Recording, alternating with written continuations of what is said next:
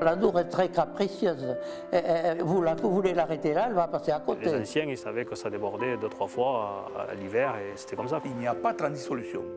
Il faut employer les grands moyens. Aujourd'hui, quelqu'un qui peut dire qu'il va la maîtriser et dire qu'elle passera toujours là, je ne pense pas qu'il soit né. On a fait des travaux, pas toujours intelligemment. Une année, protéger un coin et l'année d'après, passer à 50 mètres plus loin. Moi, ce qui m'inquiète, c'est quand j'entends parler dire qu'on ne fera plus de digues. Ça déborde plus, puisque le lit s'est approfondi, ça érode. Mais il faut prendre conscience des erreurs qu'on fait. La Dour, elle n'a pas de problème. Je pense que les problèmes, ils sont bien dans notre tête.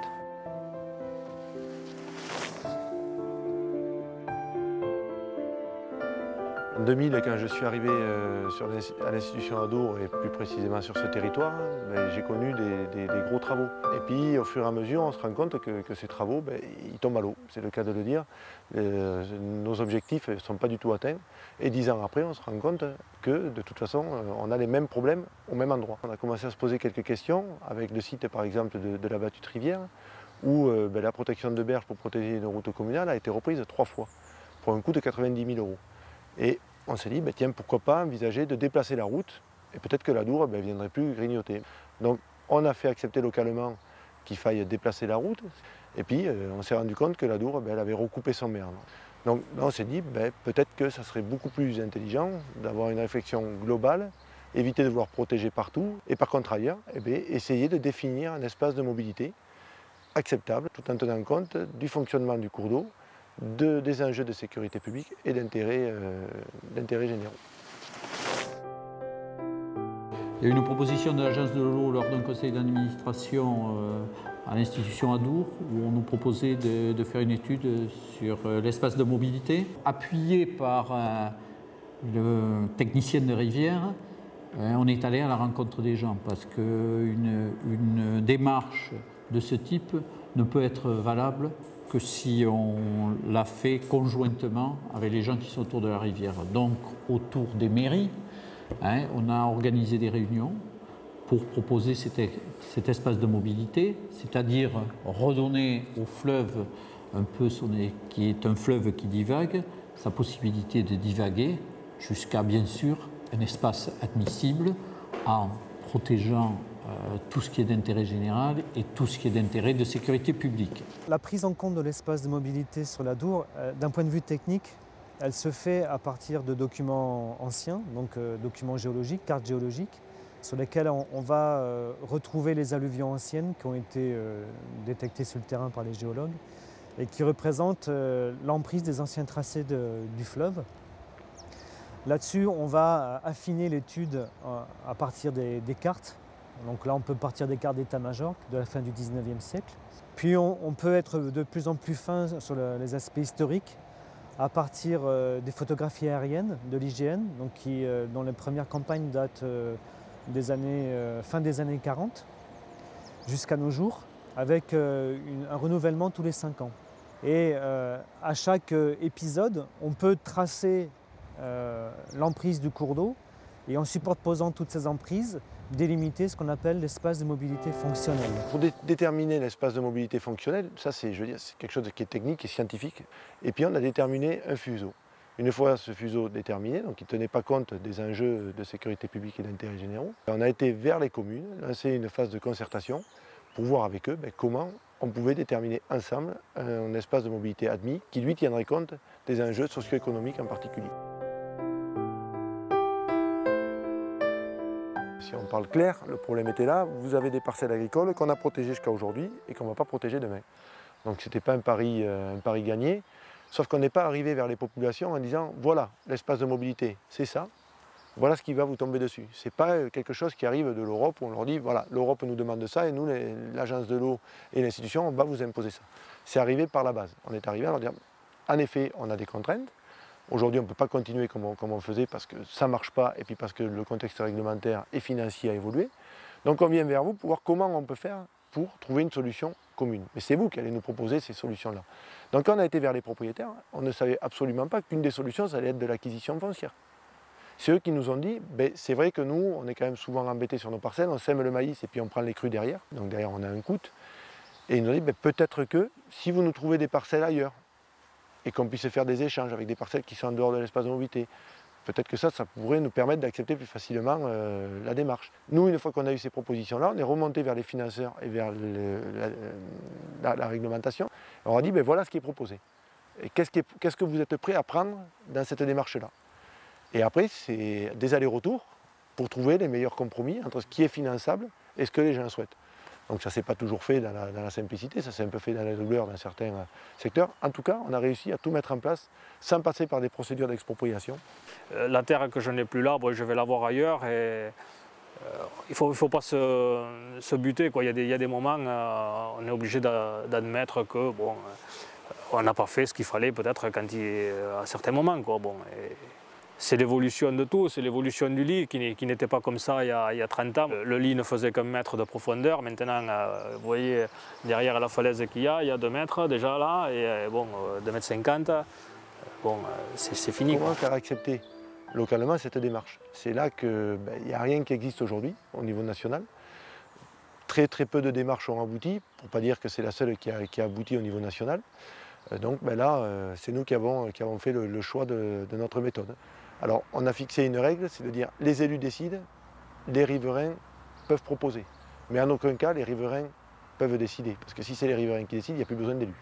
Donc on a posé cette première règle. Donc on a été vers les conseils municipaux, où là on a dit voilà la démarche, voilà ce qu'on veut faire. On souhaiterait tracer avec vous l'espace de mobilité admis, bien sûr, puisque au moment des élections municipales.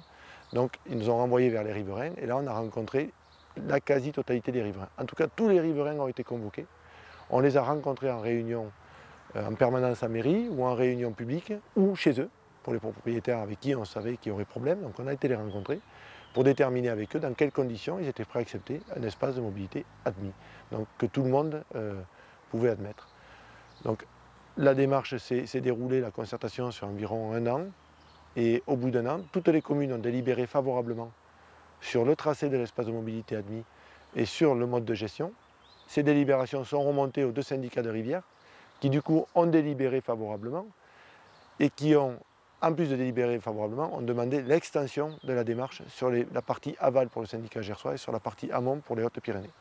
Voilà. Donc tout ça est remonté à l'institution Adour, qui du coup a mis en musique le projet espace de mobilité. Donc l'espace de mobilité, c'est pas non plus laisser aller l'Adour où elle veut et comme elle veut, à tout va. Et là on voit bien, on a la preuve ici, le pont de la Battue Rivière, qui était menacé d'être contourné donc, par la rive droite. Et donc, au moment de la phase de concertation, quand on a été vers les élus locaux, on nous a demandé de prendre en compte cet ouvrage, qui était de toute façon une évidence, mais comment le prendre en compte?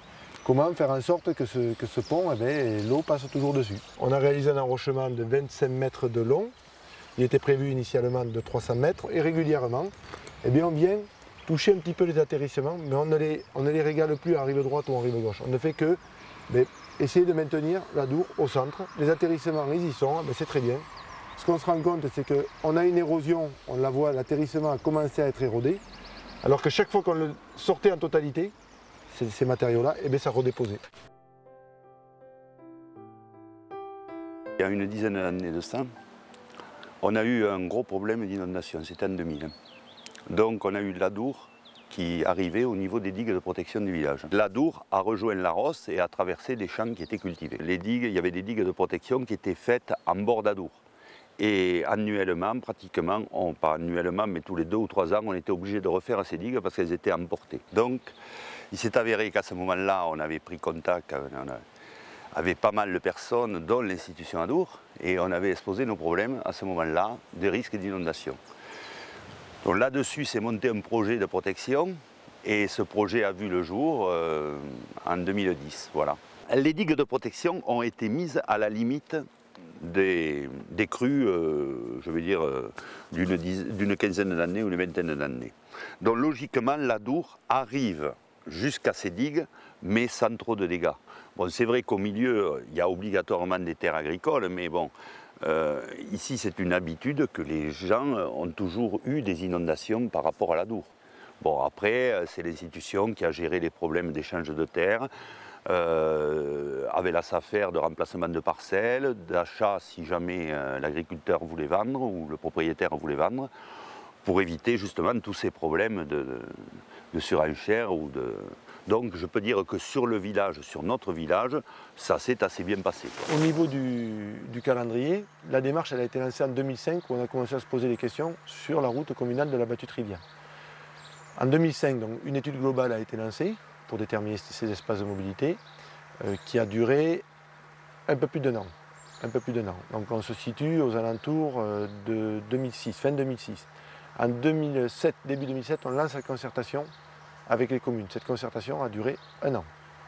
Donc on est en 2007, mi-2007. Là, on a commencé à rédiger le programme de DUP, DIG, autorisation loi sur l'eau. Donc c'est toute la procédure réglementaire qui permet de donner une valeur juridique à notre projet. Donc l'enquête publique a été lancée en 2008, en août 2008. Donc pour vous dire quand même que la procédure est relativement longue. Entre le moment où on commence à rédiger les dossiers et le moment où l'enquête publique se lance, il y a un an. En mars 2009, arrêté préfectoral nous autorisant les travaux et donnant une valeur à notre valeur juridique à notre projet. Août 2009, premier coup de pelle, où là on commence à déplacer à plus grande envergure, donc les terres d'Isoge, une autre route communale à la Battue-Rivière, des canaux, où on fait aussi de la protection de berges. Dans les missions du syndicat d'entretien de la Dour gersois, nos 3 missions principales, c'est l'accompagnement de la dynamique fluviale avec le traitement des atterrissements et l'ouverture de bras morts. Il y a l'entretien végétal, et puis aussi c'est l'information. Et là, on a vraiment un rôle qui est peut-être négligé dans un syndicat ou qu'on ne met pas assez en avant, mais qui me paraît important. Et ça me paraît d'autant plus important qu'on veut raisonner globalement en termes de bassin versant et sur tout l'ensemble du territoire des communes ou des communautés des communes. Et en même temps, dans les missions d'information, c'est de permettre aux habitants de redécouvrir leur rivière et de se la réapproprier. Alors, le but des actions de test à l'Agence de l'eau, quel que soit le domaine concerné, de l'assainissement, l'industrie, n'importe quoi, c'était de tester des actions innovantes et ensuite de pouvoir en tirer des enseignements et puis ensuite diffuser cette information-là auprès d'autres maîtres d'ouvrage. Donc c'est ce qu'on a fait ici également. Donc il y a des réunions de formation qui sont organisées avec des techniciens de rivière, avec les cellules d'assistance technique des conseils généraux, des formations pour les élus du bassin Adour-Garonne qui sont organisées sur place. Et où le but c'est de montrer, plus que les types de travaux, montrer la démarche qui a fait que les gens ont accepté l'opération. La concertation mise en place au niveau de l'espace de mobilité auprès des populations locales a eu un impact autre que l'espace de mobilité. On a été bien au-delà puisque du coup ça a permis de faire accepter certaines démarches comme Natura 2000 qui aujourd'hui est assez bien vécu sur le territoire. Des sentiers de l'Adour, un projet de mise en place d'un sentier de découverte sur les berges de l'Adour et également, un peu plus à la marge mais quand même, la protection de captage à AEP sur la commune de la Battue par exemple. Donc je pense qu'on est bien dans la notion de développement durable où on approche l'économique, où on approche le fonctionnement naturel des cours d'eau et du coup des habitats derrière pour l'Adour. Et puis tout ça dans la concertation pour que les gens s'approprient bien cette démarche-là. Maintenant, on travaille sur le suivi et l'évaluation de ce programme-là. Où là, c'est pareil, on ne sait pas très bien faire encore, on tâtonne un peu, donc on continue à se servir de l'Adour comme laboratoire pour tester certains indicateurs et trouver une méthode d'évaluation de nos actions.